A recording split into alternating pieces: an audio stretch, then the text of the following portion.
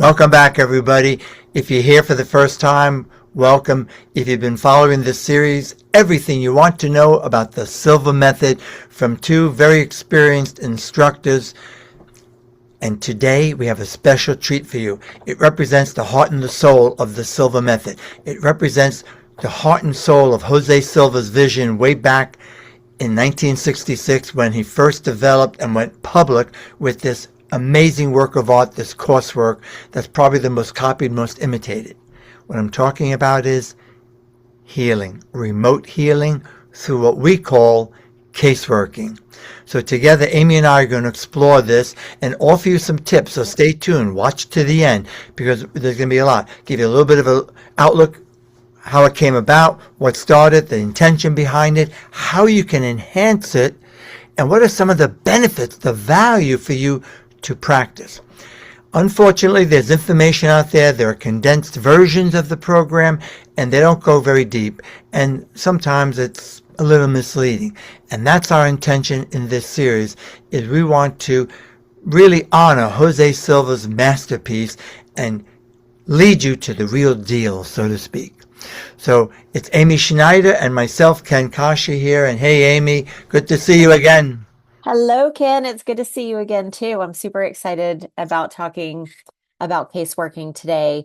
It is, I know as instructors and our fellow instructors here in the States and abroad, we all love caseworking, but I tell you what, I really love talking about it. And may I add, I know you love it, I do too, and it's not easy, and it's not a quick fix. And that's something we want to explore, because when we do caseworking, it's not just about being intuitive and demonstrating that, but it's really about stepping out of your comfort zone, stepping out into what now is being called the field to access information. And when we do that, initially, if we are not experienced, it can be very uncomfortable without proper training, without proper guidance, without correct, accurate information. And again, that's why Amy and I are here. Of our team, I trust Amy implicitly. With this, she teaches in Atlanta and Northwestern North Carolina. I'm in Chicago area here in Connecticut. I get the pleasure, though, of traveling the world doing graduate advanced programs and so on. So, Amy, I know you've been compiling some questions that seem to come up a lot about caseworking. I have. So the very first question that I have for you is, what is caseworking? I'm laughing with you. You know, thank you. Let's lighten it up because it's a serious topic. But we're assuming. I listen so often to instructors talk about casework like everybody knows what it is. I mean, are you a caseworker, like a psychologist or a social worker? No, it's a term that Jose Silva manufactured. So may I just briefly dip into how the heck this came about? Yes. If you know anything about the Silva history, read the books. There's hundreds of books. There's at least a dozen that specifically outline it. But it really started with an act of love. Mr. Silva, who had little or no education, but yet rose in everything he did and excelled in everything he did and became an electronics expert, etc., wanted to pass that on to his children. He believed at the time in 1944 with his children and eventually with 10 children that a good education would make a difference. But it was very common in Laredo, a border town, for people to not get higher education. So his act of love was, could he help them? And he did tons of research. Accelerate learning, learn faster, learn easier, maybe have fun. And that's what he started, and he succeeded. I'm a living example amongst countless people who was flunking out of college in engineering and wound up becoming the youngest instructor on the planet at the age of 19 and a graduated cum laude while I was teaching Silva full-time in Boston using these tools. So he succeeded. He was thrilled. However, around 1953, he had now moved from his own children, the eldest in particular, Isabel and Margie, and then to neighborhood children, family, friends. Word spread. And he would do all sorts of experiments with them. And one day he's coming in to begin, and I'll abbreviate as best I can, and one of the children raised his hand and said, Mr. Silva, I know what you're going to tell us today. And Jose, I wish you guys had ever met him. I had the pleasure. He was my mentor. I worked closely with him. I followed him around. He guided me. We'd have lunch together. He's been in my home, etc. What a privilege and an honor. And I learned so much from that. And what happened was he looked at him in this voice, saying, deep bellowing baritone voice, I haven't told you. How could you? And he said, no, I'm not joking. I know. He said, what are you talking about? And he said, last night I was in my alpha state, which we've identified now as a meditative state. You can see the chart behind me, alpha theta state. And I was thinking about you, daydreaming. And I was curious what you're going to cover. And I heard your voice in my head. Have you ever heard voices, Amy? I have. And I just did it in a dream. And you told me exactly what you were covering. Come on, Roland. And Jose said, what? And he told them exactly what Jose had written down that morning over breakfast. Did you hear that? Roland said he heard the voice last night. Jose didn't know what he was going to cover that night. Over the morning, at his breakfast, coffee and so on, he made a decision. Okay, I'm going to cover this. It's called precognition in parapsychology. But it kind of, what's the word for it? It moved him. I'll put it that way. It didn't really spook him, but it was almost unbelievable. Fluke, lucky guess. Except the other children began to do much the same. They began to anticipate accurately his questions before he even asked them.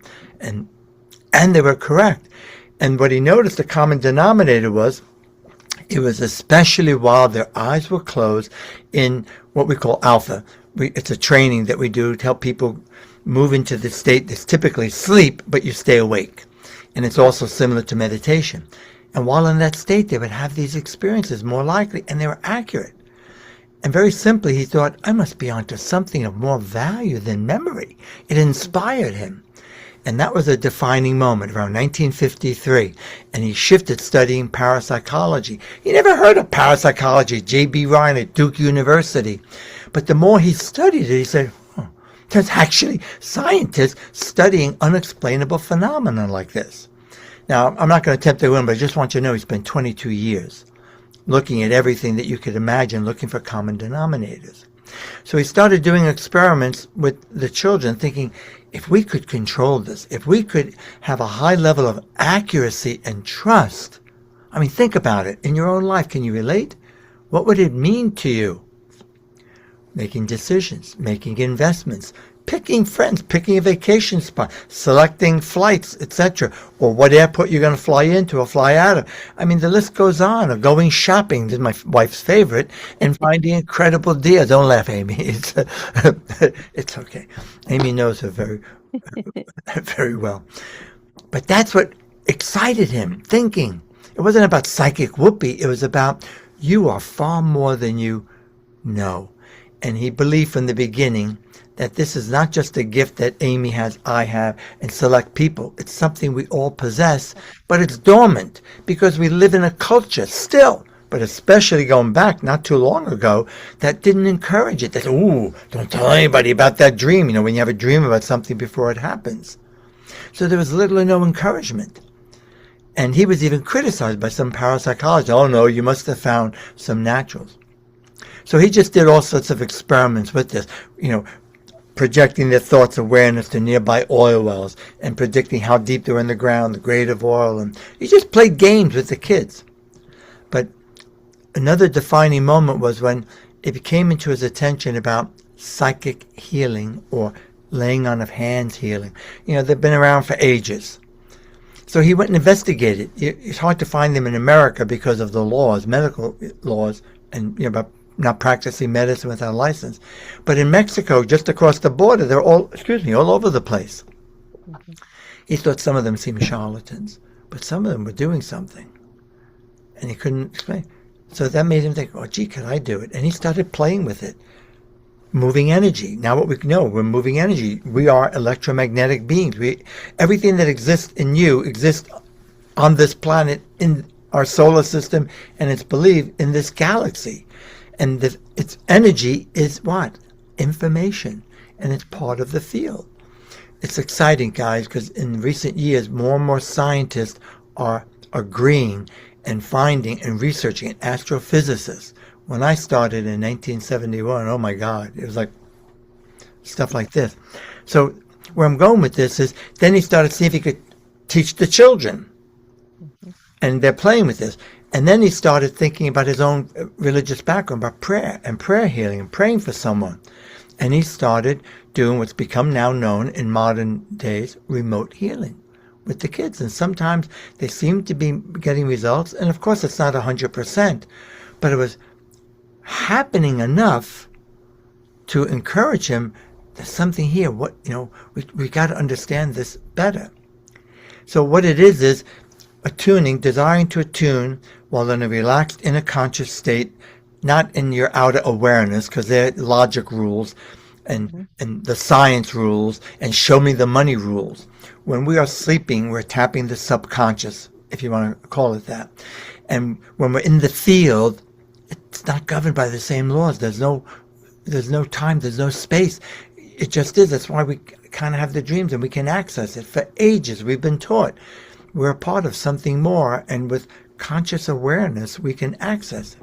And that's what became known as caseworking, because he'd have them put on their mental screen as if they were there in front of them and imagine somebody they didn't know, not anyone there, and come up with information specifically about the person.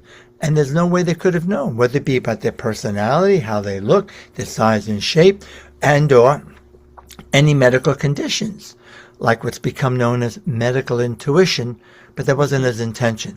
Medical intuition, you got to work under the auspices of the law, and you need understanding thorough of the body. But this is similar. I'll call it a beginning phase, to be fair with that. Mm-hmm. And picking up information, kind of like getting a target, and then directing thoughts with mental rehearsal, with visualization, or saying a prayer, or changing in your mind thoughts as if wishing them well. A lot of ways to do it. So not only were they accurate in their perception and getting information that knocked the socks off, but sometimes, again, I put it that way, to be fair and to be truthful, they got results. It seemed like people were improving. So that became known as caseworking, intuitive caseworking. How's that for an answer? I know it's a bit of a long-winded answer, guys. I love it. I love it. My next question was, what's the history? I don't have to ask that now. So when do we do it? Why do we do it? How is it included in our class? I'm gonna start you off a little bit, because this particular piece of why we include this in class for really understanding your intuition and really being able to send some healing, send some love, send some gratitude. It's my favorite part of the course, because I feel it's the most transformative, and it's really where we understand that we all have this ability, this God-given gift of intuition. So I know I led you off a little bit No, on that one. Actually, you reminded me, I'm over here thinking, it's a skill set. And it Mhm. requires very careful facilitation and guidance by somebody who has mastered it. Not an online program of pre-recorded videos or someone saying do this, etc. I mean no disrespect. Some people can, but for the most part, there's a lot to it and a lot of possibilities, because when people in the field are tuning in energetically, you understand, because if people don't understand what they're doing and why they're doing it, it's too easy to let fear come in and superstitions come in, and then they'll never go back to it. It's very common for people to feel uncomfortable for one reason or another, and it's not a problem. There's no danger, but we make up stories. And without proper guidance, without proper understanding, which is why you can read about it, go ahead, and if that floats your boat. But I just caution you want to make sure that this is why having an instructor or somebody who's been trained properly and has a ton of experience themselves and working with people. And if we have time allows, I'll even go into some things. Empaths, when they do Mhm. caseworking, they need to be careful not to internalize the energy, because that's why nurses, social workers, people who work with people, you know who you are. They take it on and they're exhausted. There's a lot of premature burnout. There's a lot of self-medicating to just try and deal with it because they don't have the, shall I say, psychic boundaries, the boundaries energetically to prevent themselves from internalizing it. And read about it. This is not just a silver thing. Empaths. Just look it up. There are a lot of people who attempt to cover it. Some call them emotional vampires, that kind of suck our energy. Mhm. So again, people who have experienced it, I've actually become quite masterful at helping people, empaths, keep that out there. And I'm one myself with this. It's training. It takes that. But if we don't have the proper training and we don't understand what the heck's going on, people get turned off, and then the fear guides them, and then they go to the same old, same old. They go to what feels familiar and comfortable, and nothing changes. If you're really going to change, if you're really going to grow, if you're really going to evolve, the only way is to step out of your comfort zone. It stinks sometimes. It's uncomfortable.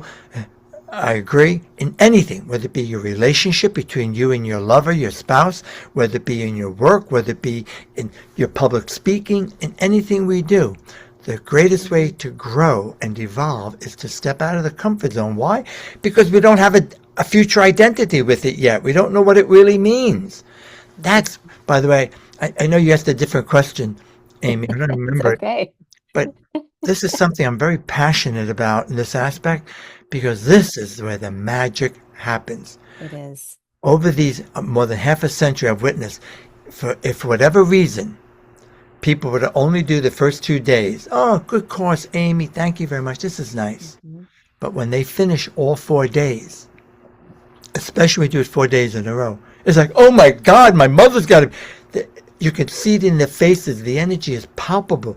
There's truly a shift, Yeah. an energetic shift that you're never the same again. You see the world differently, more positively. You have more control, which is a benefit. You realize you're Mhm. not a victim, that you're far greater than you realize, and you can manage the energy that you interact with, that you feel and perceive in doing your work as a doctor, a nurse, a therapist, a coach, a trainer, a silver instructor, a mother, so on and Mhm. so on and so forth with that. And that's the point. And that's my concern, because I know I'm a dinosaur, some would say. I do some virtuals occasionally and online, and there's value beginning. But that's why I realized I no longer accept registrations, even from graduates wanting to review, unless they commit to the whole 4 days. Yes. Why? I'm not being why? Because I want you to get the value. I want you to get full value. I want you to really. This is not about regurgitating information. This is not about, oh yeah, here's the skill, do this, do that. It's about making a shift. And even neuroscience research shows 4 days in a row. And now there's a ton of research coming out about 7 day type meditation retreats and the value. It's that compounding effect, Mhm. with respect to that. So the point about can you repeat your question again? I gotta remember. Yes, yes. I You well, remember. it's funny because as you were talking, I was thinking of some things as well. So I love that. So it's why do we do it? And I am going to add to that, which you just touched on a little bit, is we cover it in the last 2 days, which is why you really need to, when you're taking the class, you've got to stay for all 4 days. And it is one of the reasons this technique right here is the reason why I wanted to be a Silva instructor, because when you really understand the value of what understanding your intuition is like, because it's unique for all of us. It's as unique as our own fingerprint. It's not the same for everyone. It is completely unique to you. And when you understand that and you're able to navigate life easier, you're able to understand things better, you're able to make better decisions. A whole new world opens up, and the growth process, the self-growth process, which as we just mentioned, can be so uncomfortable. It makes it easier. It makes it a little less uncomfortable. So we're not as afraid of it. So I know we do it the last 2 days. So one, the question was, why do we do it? And why is it positioned in the last 2 days? Yeah.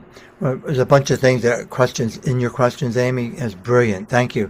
Thank you. Keep me on point. Keep me I on point. will. But I'm glad I went where I went because that is a major benefit for everybody, not just the empaths indirectly, because we're all managing our energy. There's so much stuff going on the planet right now, in the world right now. And if we're not careful, we need to be careful. We want to manage our energy so that we don't succumb to the drama and become a victim. Because if we lose hope, we lose everything, we give up. And you're not a victim. You are far more powerful than you realize. And that's the point. So to just shift back why we do it, in addition to the benefit. So you know what caseworking is, what it is. Well, on the surface, basically, it's a tremendous confidence builder. Because quite frankly, most people think they can't do it.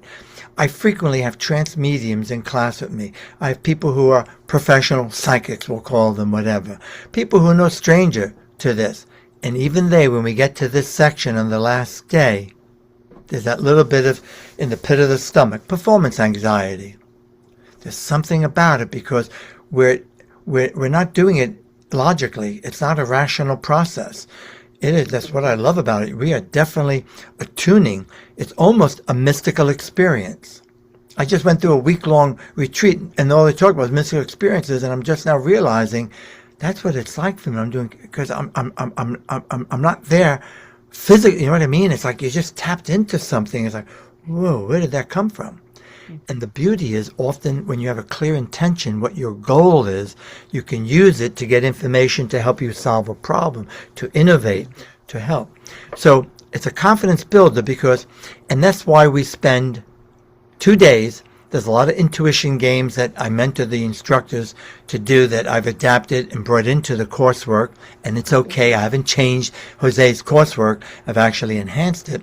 But we spend up to 3 hours practicing it, not 15 minutes or 30 minutes, or, here's an app, go to the app and go to this website. I mean, you can practice that as a graduate. Once you have the skills, be easier.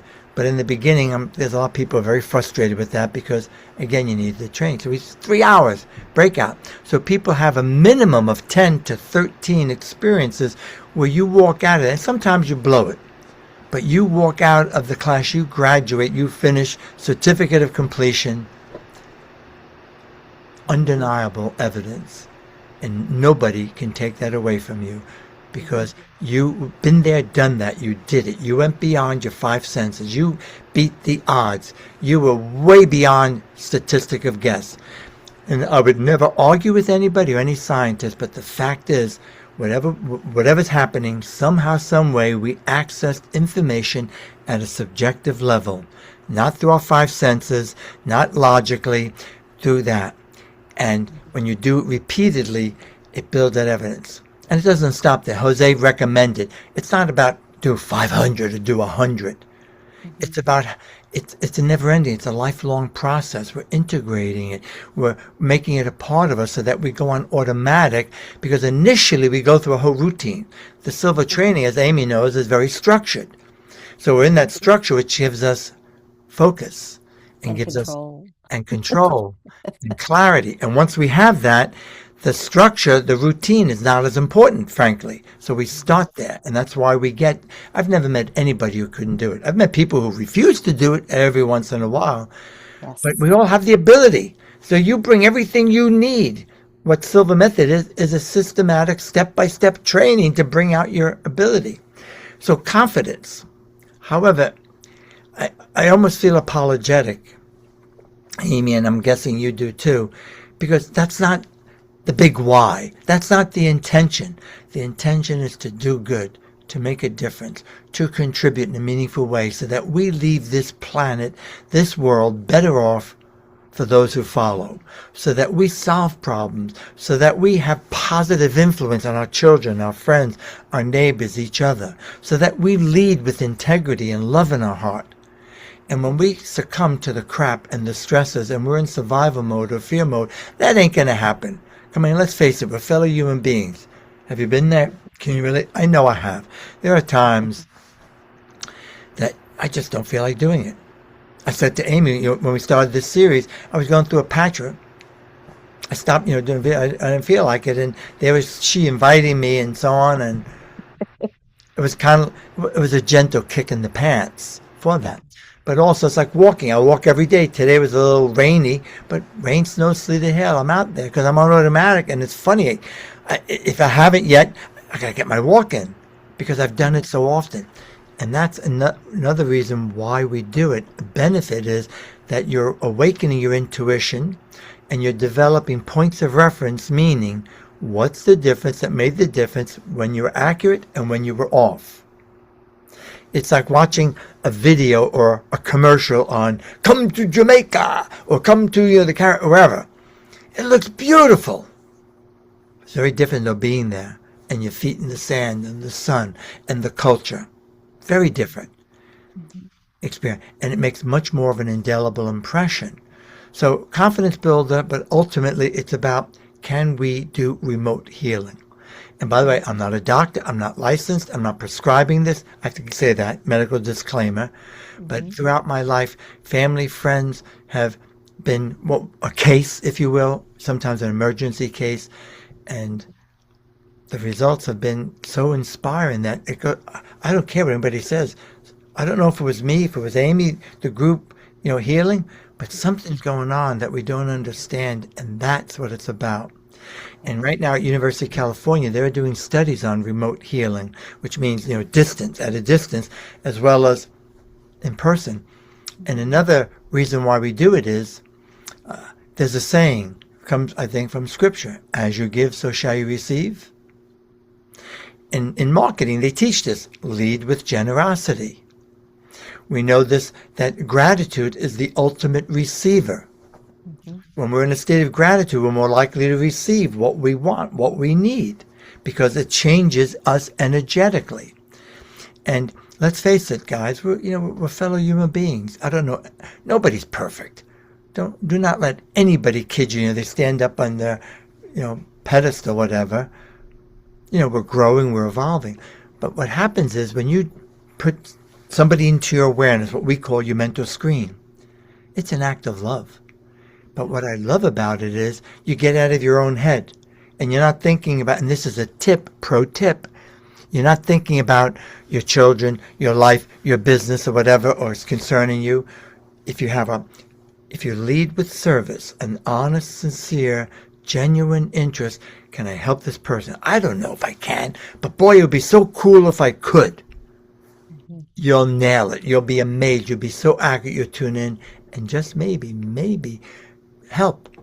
I personally believe that we're making a difference that way. And that's part of one of the things I think is magical, because people are struggling. It's not easy, life. Life sometimes is so difficult, or can be. But when you have the tools and you have the training, we can make it less difficult. We can navigate more gracefully and ease. And caseworking is a vehicle.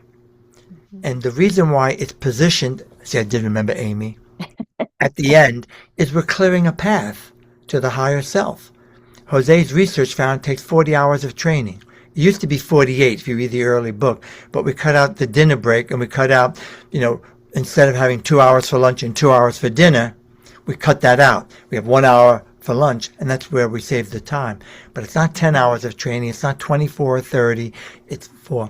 And there's a number of guided meditations that are necessary to get into the zone, so to speak.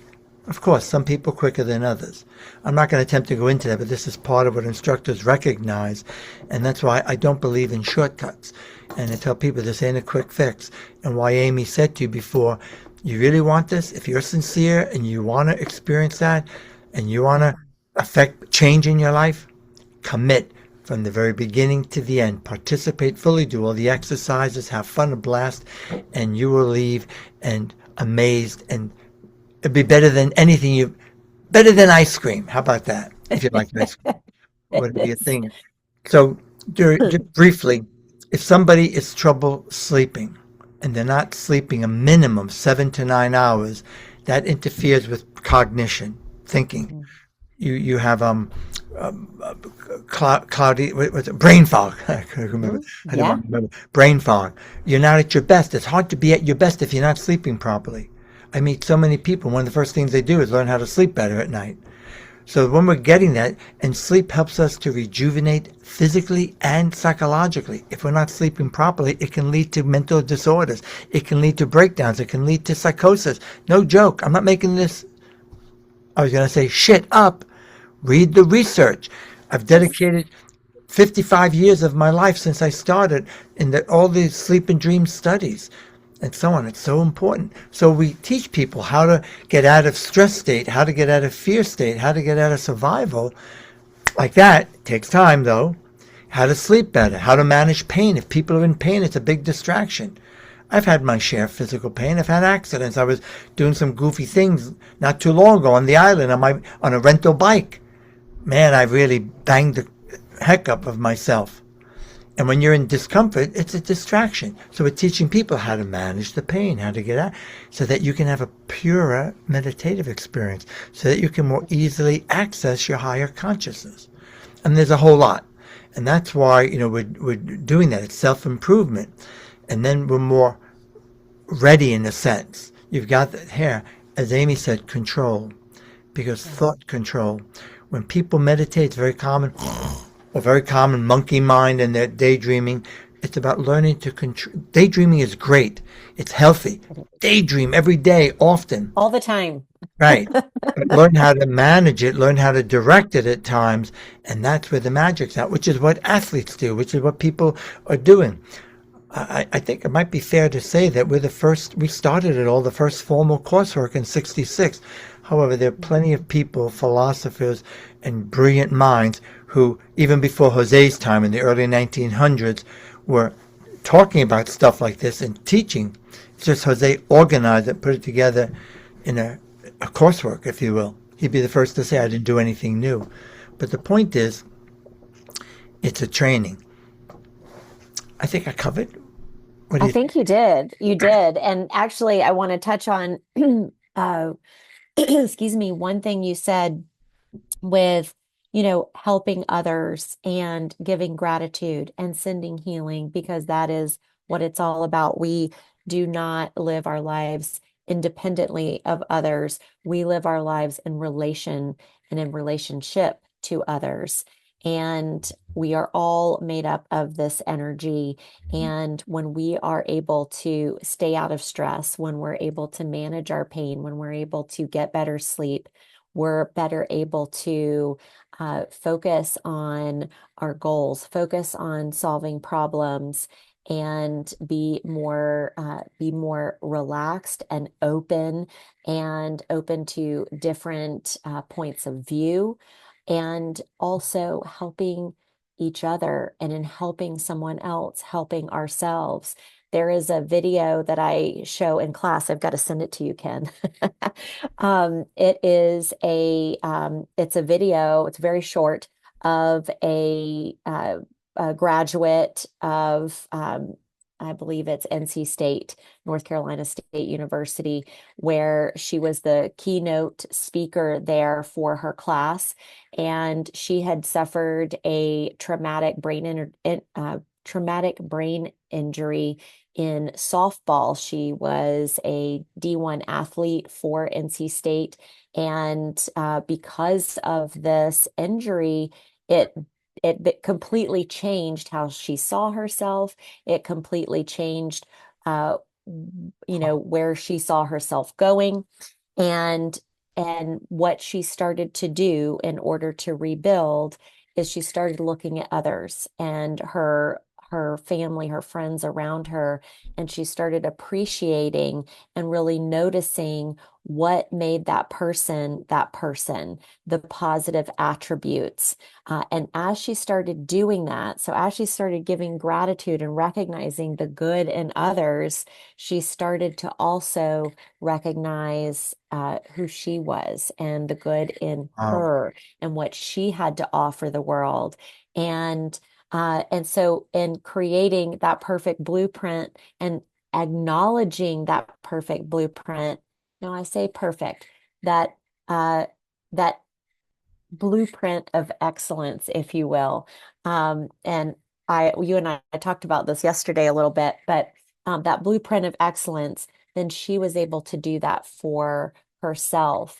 And when we do caseworking, it's really what we're doing. When we're able to focus on love and sending healing and love and gratitude to someone else, even though we're sending it out to them, in our mind, we are creating that blueprint of excellence for ourselves. So there is that boomerang effect of being able to uh, really help heal ourselves as well and appreciate the good and the love in ourselves. And that brings me back to what I just mentioned, the excellent blueprint of excellence versus perfect blueprint. Um, is my question for you is when we do caseworking, does it matter if we're right or wrong? Does it matter if we're perfect? Now, it doesn't matter because if you learn from it, however, you're still attuning. And we often say to people, even if, Amy, I don't have that information, I'm not sure, still imagine healing thoughts. Absolutely. Mhm. But Amy, you brought up a really, really, really important point aspect there. In fact, I was hearing Jose's voice in my head about the blueprint. That's what he called it. We're creating excellence, a blueprint, and we're sending out a copy. Excuse me. But we're keeping the master.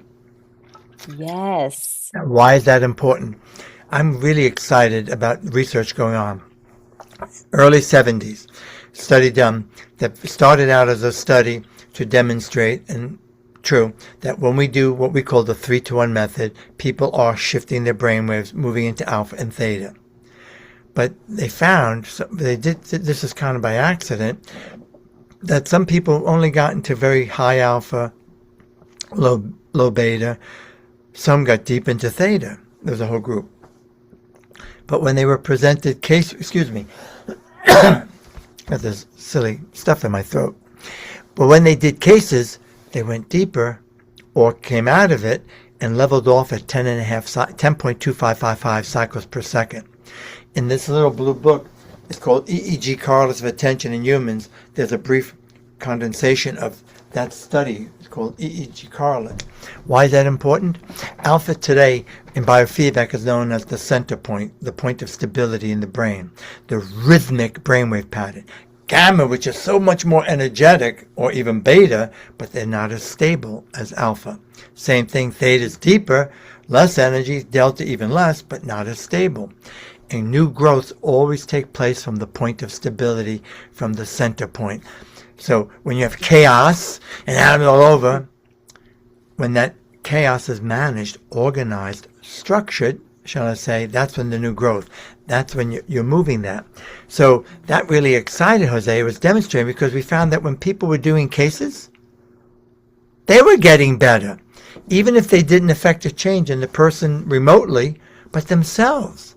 And if they had a heart condition, or high blood pressure, or whatever it might be, they were showing improvement by doing nothing more, nothing different other than caseworking. And that became part of our topic, our theory, I have to call it that, concept. If you have a health challenge, work cases on people who have a similar health challenge. Because like Amy said, you're creating that master blueprint. Now, and I've noticed this in my own life, it's also a way to detach from the ego, self-absorption. Let's face it, guys, we've all been there too often, right? When we're upset about something, dealing with crisis or whatever, it's hard not to be self-absorbed, needy.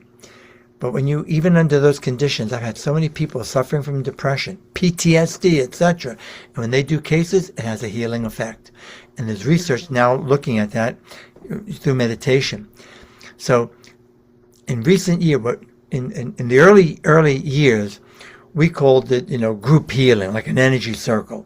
And we'd have a group of people making a circle and somebody who needed help for whatever reason, health challenge. Again, we're not doctors. So they'd lay on the floor in the middle or sit in a chair in the middle, and we'd all close our eyes, tune into our alpha theta state, and imagine creating some energy, love, and good vibe, and projecting it to them. Mhm. And the research now, in recent years, they now call that coherence healing. And there's different aspects of doing it, different groups, which is another topic. But let's piggyback on their research that the healer is getting more benefits than the healee.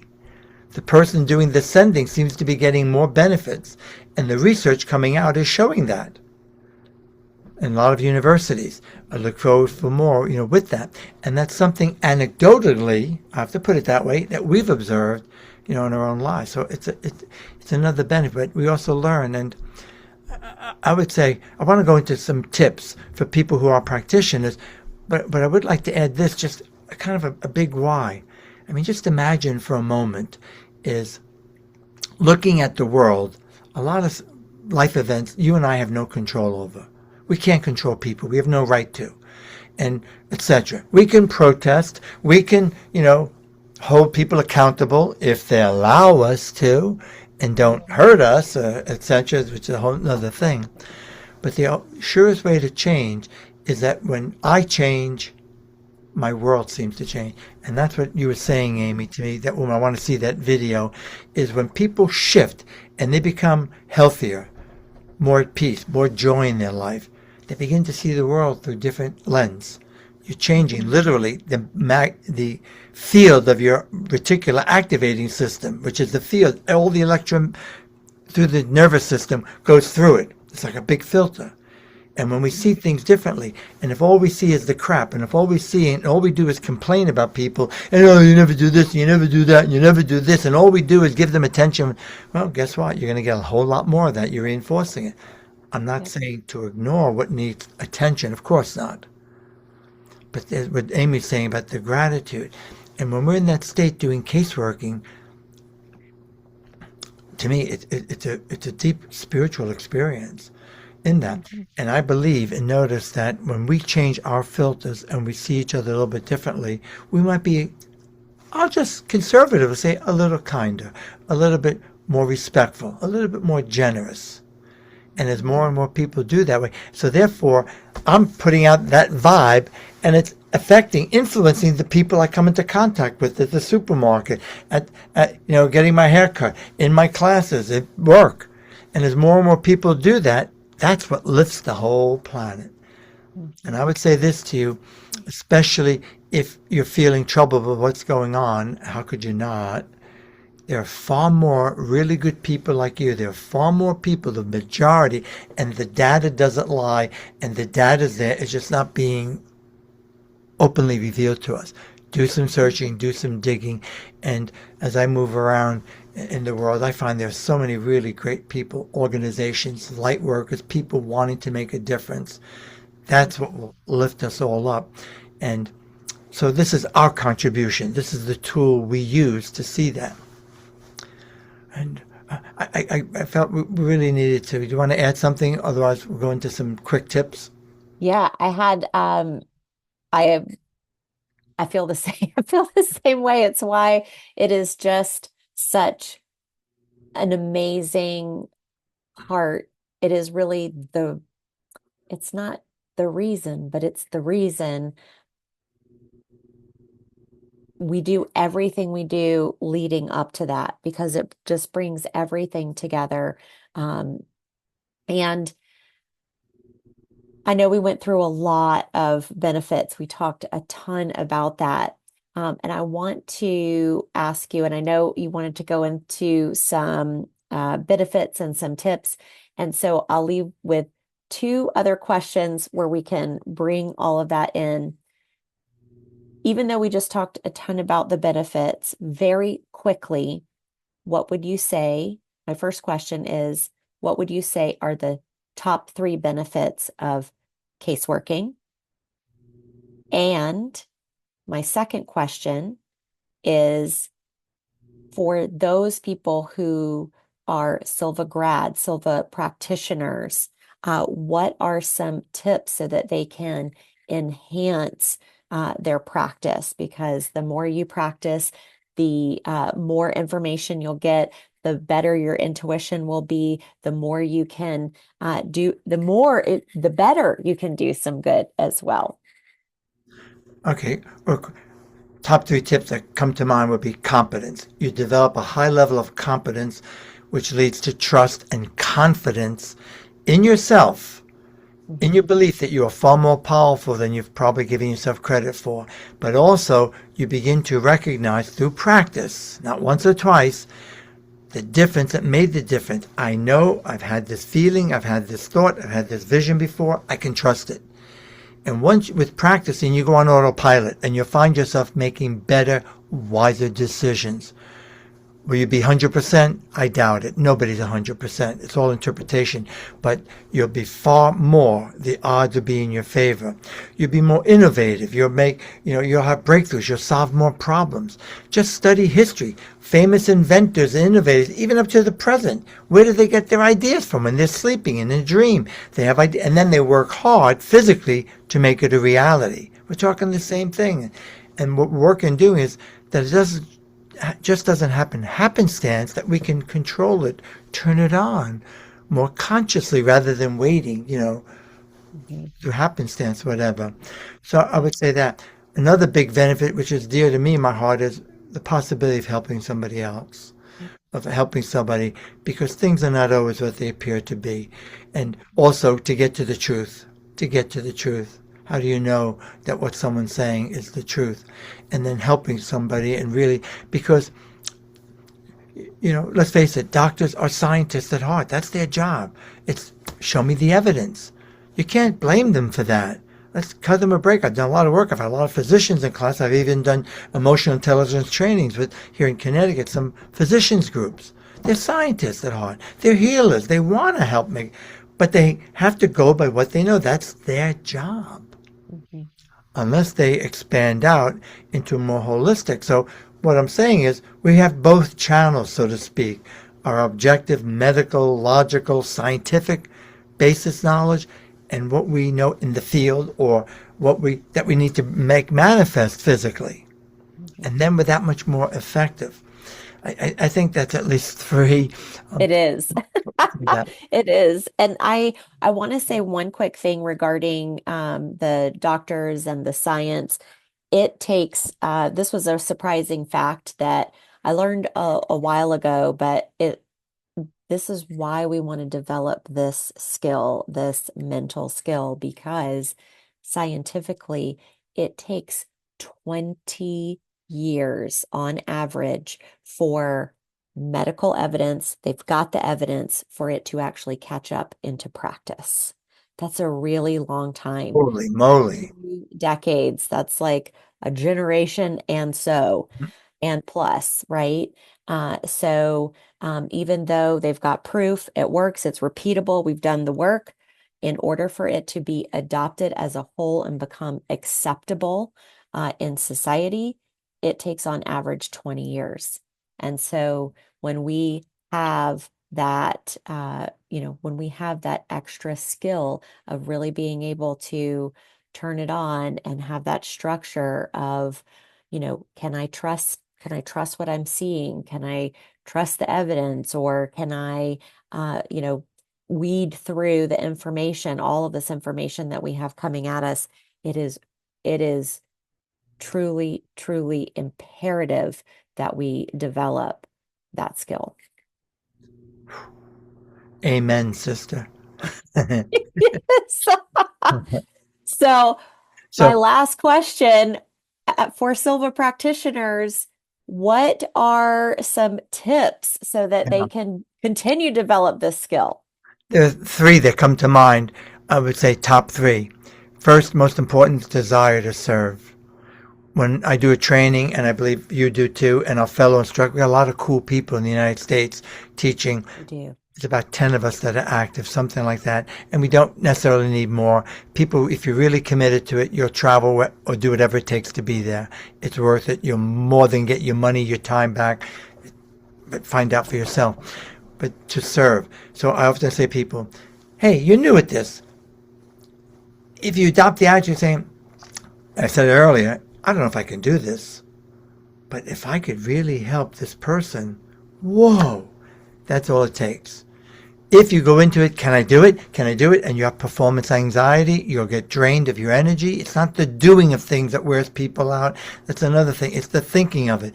Another benefit caseworking is people discover in a really strong, powerful way. Energy is energy. And if we drag it out and go too slowly and think and analyze, we go into analysis paralysis and we're drained. That's what wears people out. So you know who you are, you practitioners. Oh, it took so much of my energy because you were thinking too bloody much. You were worrying. But if you just focus on serving and you get in there and work quickly, it's okay if you miss some things because you're practicing, you're developing a skill. Guaranteed, you'll get more done, you'll feel better about it. Sure, you're expending mental energy, of course, especially going 4 days in a row. But it doesn't have to be so to the extreme.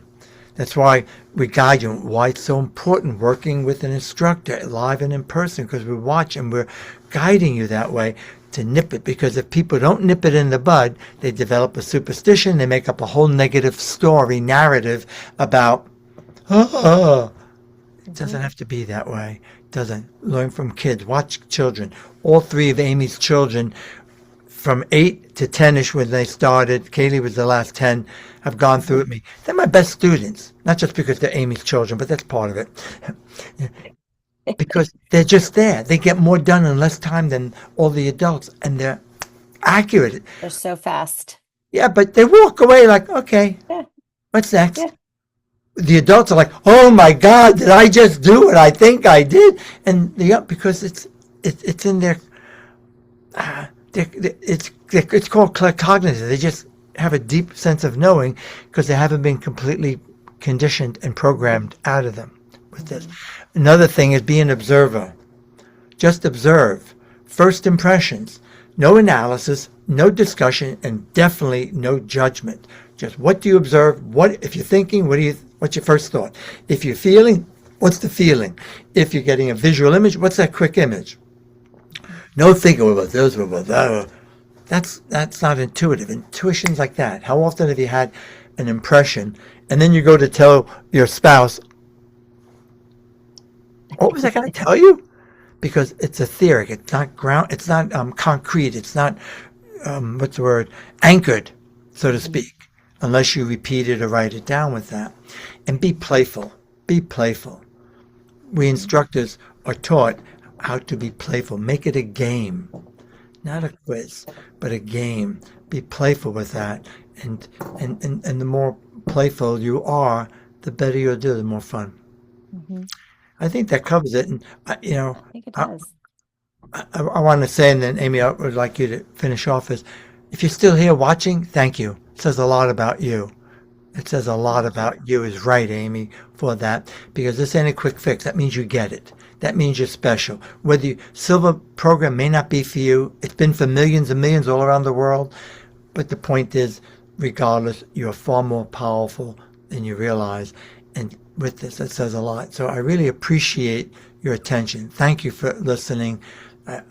If you find this valuable and you know some other Silva practitioners, people, share this with them. Let them know, because there's some priceless tips in here that will make a difference in your practice. And thank you, Amy, Absolutely. for organizing this for us. It is my pleasure, and I love it because I love talking about everything Silva, but I really it is so wonderful, especially with this technique that we're talking about, with this culmination of the entire 4 days, because at the end of the 4 days, as an instructor, and I know I'm not alone in this with my other fellow instructors, um, it is when you see everything come together for people who attend the class,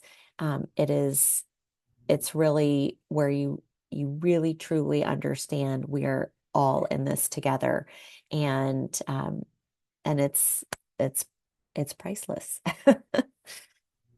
Agreed. So again, until the next time, you take Thank care you. and keep smiling, guys.